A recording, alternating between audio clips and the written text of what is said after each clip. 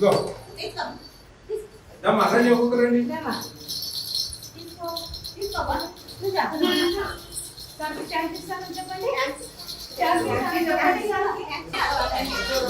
బాగుందమ్మా సెంటర్ ఎవరు ఆయమ్మా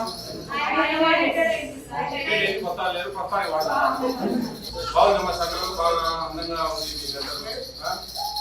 ఏ పేరు తల్లి పేరు లక్ష్మీనరసమ్మ. Very good. కొంచెం గుర్తు తింటాం కాబట్టి అమ్మ లక్ష్మీనరసమ్మ కొంచెం ఏదన్నా ఉంటే కొంచెం కడుక్కోవడం కొంచెం స్మెల్ లైట్ వస్తా ఉంది. ఏది చెప్తా ఉన్నా కారణం ఏది కూడా గుర్తు తింటాం కాబట్టి కొంచెం ఇబ్బంది ఉంది ఇక్కడ.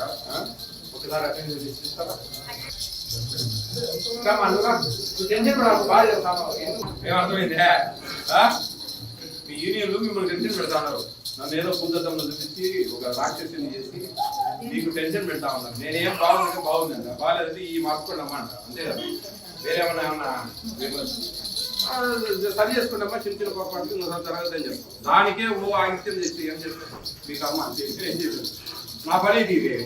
నేనైతే ఇంట్లో కూర్చోలేను కదా, నెలలో 3 జిల్లాల్లో 4 జిల్లాల్లో తిరుగుతానే ఉంటాను. నా పని ఇదే. మీరేమైనా తప్పులు అమ్మ మార్చుకోండి. 10 మంది పిల్లలు మన సెంటర్లోకి వచ్చేది మా డబ్బులు వస్తారా?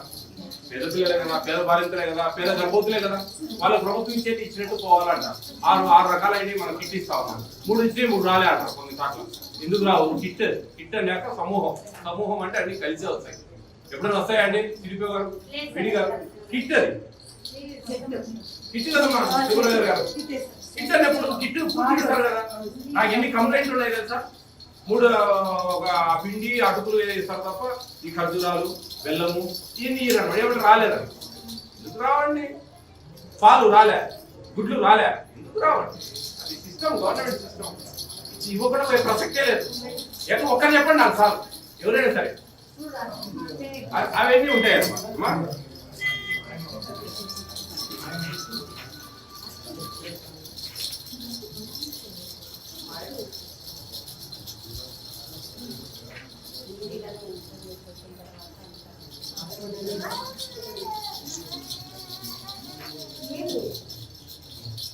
బాగుందమ్మా, నీ అటెండెన్స్ బాగుంటుంది.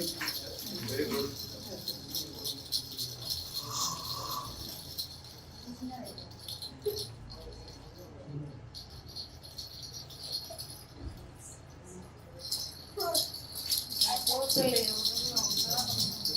ఎక్కడమ్మా గుడ్డు తిన్నారా అందరూ? మొత్తం గుడ్డు తిన్నారా? తిన్నారా?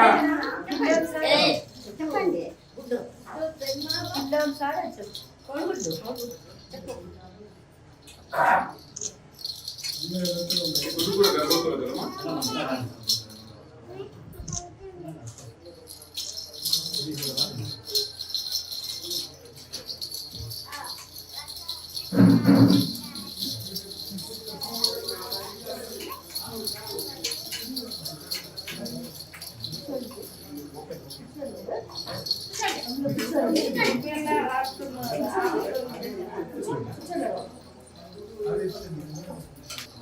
అమ్మా అంగన్వాడీ వర్కర్ రండిమ్మా.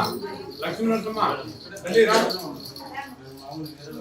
ఆమె ఆయమ్మది టెంపరీ రాయమ్మ ఇట్రామా అర్థమా. టెంపరీ కొత్తల కోసం అప్పటి వరకు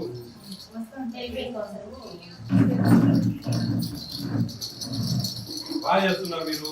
మీకు నేను చిన్న గౌరవం. ముందు వెరీ గుడ్. అదమ్మా సరికి బాగా కప్పోయింది. Very good. మీరు మంచి చేస్తాను, నాకు ఆనందం. నీకు మంచి చీర కొనుక్కు మనోళ్ళకి నువ్వు తిను, అర్థమైందా తల్లి? 20,000 రూపాయలు తల్లి. మీరు మంచి చీర కొనుక్కోండి, మీ పిల్లలు బాగా చూసుకోండి, సంతోషంగా ఉండండి.